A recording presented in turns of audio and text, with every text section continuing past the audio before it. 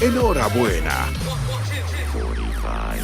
Ya lo sabe, hablamos de la tanatofobia, este miedo excesivo a la muerte, y para aclarar todas nuestras dudas está nuestro especialista, por supuesto, el licenciado Ariel Rojas. Él es psiquiatra y nos va a acompañar para hablar de este tema y responder nuestras preguntas. ¿Cómo estás, Ariel? ¿Qué tal? Buenos días, ¿cómo están? Gracias por la invitación. ¿Qué pasa con este? ¿Viene a ser un trastorno? ¿Viene a ser una enfermedad? ¿El miedo excesivo a la muerte? Bueno, ese es el tema, que para tratar de hablar de miedo a la muerte, dado lo particular del tema, tendríamos que tratar de establecer un límite entre hasta dónde es un miedo natural, normal, que la mayor parte de la gente lo puede experimentar, y hasta dónde pasa a ser una fobia, un trastorno que debe recibir ayuda, que va a mejorar con tratamiento y que ya tiene otras características. Esto se puede mejorar entonces. Cuando uno se da cuenta de que verdaderamente está sintiendo una fobia a la muerte. Porque claro, todos tenemos miedo a la muerte, a lo extraño, a lo que viene después, a lo desconocido. Claro. Pero ¿cuándo se convierte esto en una fobia? Eso es lo que lo hace particular, porque yo puedo, no sé, puedo tropezarme, no sé, en esta mesa, golpearme el pie, ¿no es cierto? No, y generar un dolor. Ese dolor me va a llevar a tener un aprendizaje cerebral que me va a hacer tener una conducta que evite el golpe para que me vuelva a ocurrir dolor. Entonces mi cerebro aprende de la experiencia y de hecho mi cerebro me enseña generando una especie de miedo, sensación displacentera para obligarme a mí a evitar la condición que me genera el dolor, el displacer. ¿Sí? O sea, mi cerebro me autoeduca. El tema es que hay eventos en la vida de una persona que no han ocurrido o no van a ocurrir, pero que me pueden generar un contenido imaginario que reacciona en mi cerebro de la misma manera que una experiencia. Voy a hacer la diferenciación. Yo sí es factible que me golpeen la pata de la mesa y que mi cerebro, después de varios golpes, aprenda a evitarlo, produciéndome un miedo. Miedo porque me he golpeado el dedo chico con el y ya me duele, cada vez tengo miedo. Sí, le tengo miedo. Pero yo digo, tengo miedo a, no sé, tengo miedo a caerme de un avión, tengo miedo a morir, tengo miedo a, no sé, a cosas que es muy poco probable que me vayan a ocurrir o es poco probable que las vaya a experimentar. Y en el caso de la muerte específicamente, lo podemos explicar también, no la voy a experimentar directamente.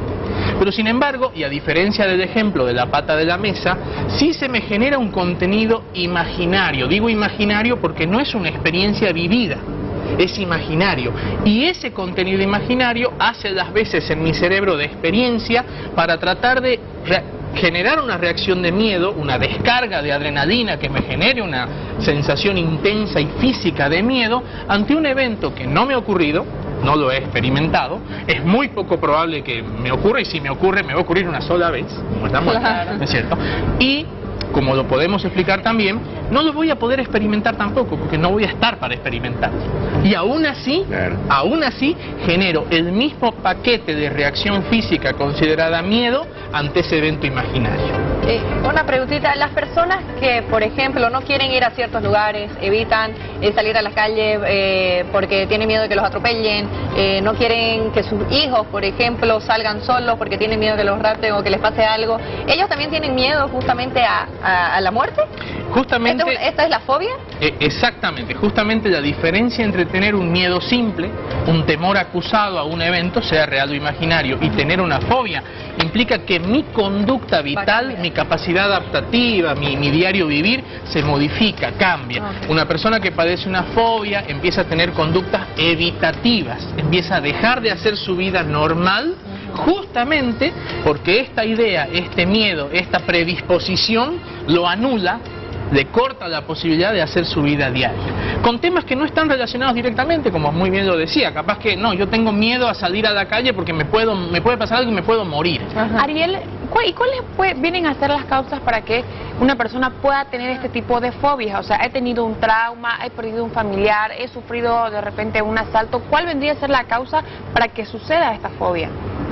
Justamente el problema ocurre en el proceso que estaba describiendo, en el proceso en que el cerebro toma un evento imaginario y me condiciona a mí mismo a una reacción corporal, refleja, adrenérgica, rápida e intensa ante la presencia de esa experiencia, que en este caso no es una experiencia, es un contenido imaginario. Pero entonces no es necesario, lo que yo no entiendo es cómo, porque no a todas las personas nos pasa, digamos. Correcto. O sea, solo algunas. Ajá.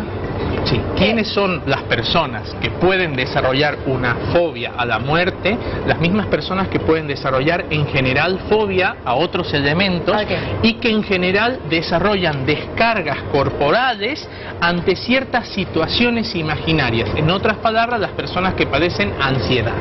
Ya. Entonces, sí, las personas que padecen ansiedad, que justamente es eso lo que he estado describiendo, son personas que en la educación normal que hace el cerebro de las experiencias para convertirlas en una ganancia conductual, al moderar la conducta y evitar ciertas situaciones que me generan daño o displacer, se pueden generar este mismo proceso educativo con contenidos imaginarios que provoquen una reacción física, y esto es importante, que luego va a ser racionalizada.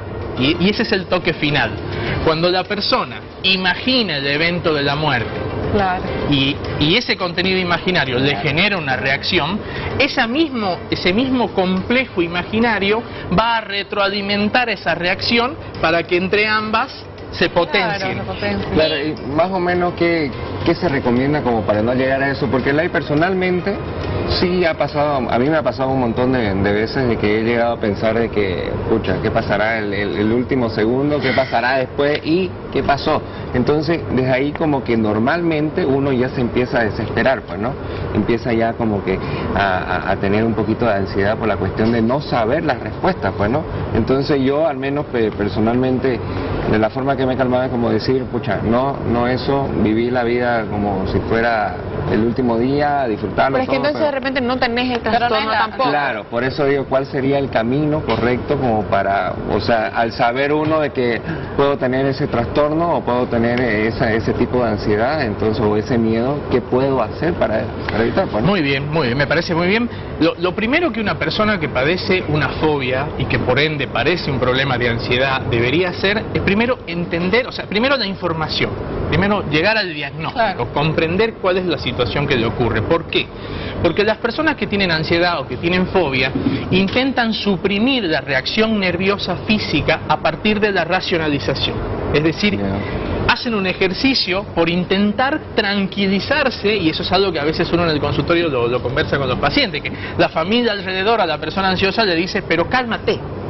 Y la persona tiene ganas de decirle, pero eso es lo que estoy intentando hacer. ¿Cómo lo hago?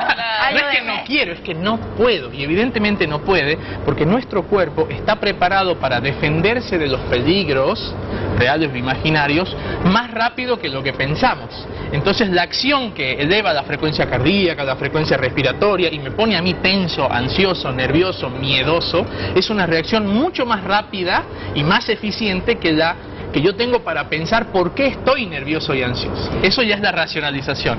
Entonces, lo primero es entender que este miedo se alimenta por una reacción física que está sugestionada por una idea. Y una consulta, ¿la edad juega como un factor importante para padecer esta fobia o no? Me refiero a la diferencia de padecer esta fobia en la tercera edad que tenerla en la primera edad, por decirlo. Uno podría esperar, pensando de una manera hasta lógica, uno podría decir, bueno, cuanto más cerca está una persona del probable momento final de su vida, debería estar más aprensivo y con más miedo. En general, los problemas de ansiedad, como las fobias, son más propiedad de las personas jóvenes. ¿Sí? Ya, claro. Eso le quería preguntar también porque me quedé con un poco rondando en la parte de las personas ansiosas. Yo si tengo mi hijo, estoy educándolo para que sea una persona ansiosa, o es algo que las personas nacen con ansiedad. O sea, me refiero a que nosotros podemos crear un entorno de ansiedad para nuestros hijos. Sí, se puede crear un entorno de ansiedad. En general, los problemas de ansiedad, como muchos problemas de la mente, tienen las dos afluentes, ¿sí? Algo de hereditario tienen, causa genética, y también algo del medio ambiente, pero sí, por supuesto, porque es normal que el aprendizaje de una persona, el aprendizaje cerebral estoy hablando, se dé en el contexto de eventos que pueden ser agradables y desagradables y que le enseñen al sujeto a predisponerse a esos eventos, ¿sí? Pero si en un ambiente yo trato de forzar el funcionamiento para que todo el ambiente no genere jamás ningún tipo de situación de aprendizaje displacentero, también estoy ayudando a que el sujeto se predisponga a evitarlos a un límite más allá de lo racional. Y le podemos dar la recomendación, doctora, a las mamás, porque a veces creemos de que por cuidar las cosas, cuidar a los hijos y de que no se lastimen y de que no se caigan, le estamos creando un sentimiento de ansiedad. Sí, correcto. La madurez de un ser humano, el crecimiento de una persona va a ser resultado de su interrelación con el entorno, con la madurez que va desarrollando gracias a ese intercambio que hace con el entorno. Entonces, es por ahí importante que las mamás y los papás entiendan que dado que el entorno va a educar al niño, su intención de privarlo de ese entorno, muchas veces por motivos de miedo, de ansiedad, de temor, en muchos casos justificados, pero a veces excesivos, le puede generar a esta persona que está en formación la idea de que el entorno es peligroso, está lleno de, no sé, de situaciones amenazantes, y que la manera más lógica de reaccionar y de vivir en ese entorno es vivir con temor, con miedo, con ansiedad, con angustia, con dificultades de adaptación, siempre tratando de prever lo que va a pasar, siempre tratando de adivinar qué es lo malo que va a ocurrir. Ese es el tipo de situación que aumenta la tensión mental al punto de generar ansiedad. Y ahora, para diferenciar un poco, ¿cuál vendría a ser la diferencia entre la tanatofobia y la necrofobia? Bueno, en realidad la ansiedad como concepto general, ¿no es cierto?, es uno solo, pero el término tanatofobia, a diferencia de necrofobia, que tiene que ver con el símbolo de la muerte como objeto, la tanatofobia se refiere específicamente al morir, al estar muerto, el sujeto muerto. Entonces, en la tanatofobia lo que ocurre es que la idea crucial que hace que se desencadene toda esa reacción física es la idea de la persona de cuál va a ser su situación estando muerto. Claro. Entonces, cuando uno habla con la persona que tiene una tanatofobia, le dice, pero ¿y qué pasa si yo estoy muerto y no me puedo mover? ¿Qué pasa si yo estoy muerto y no... Y veo todo. Claro, y no puedo hablar, no puedo estar dentro de ese féretro, no puedo estar en esa situación. Se imagina a sí mismo, y repito, es una idea. Es la idea la que genera la descarga de ansiedad. Se imagina a sí mismo en la situación en la que está la persona que ha fallecido. Terrible, Se murió antes de tiempo. Es que es complejo, porque uno no se puede imaginar a uno mismo no estando vivo. Entonces, si yo me imagino en mi velorio, me imagino dentro del cajón, percibiendo lo que hay alrededor. Eso es solo una idea, no va a ocurrir, pero genera una enorme angustia en quien tiene esta predisposición. Enhorabuena.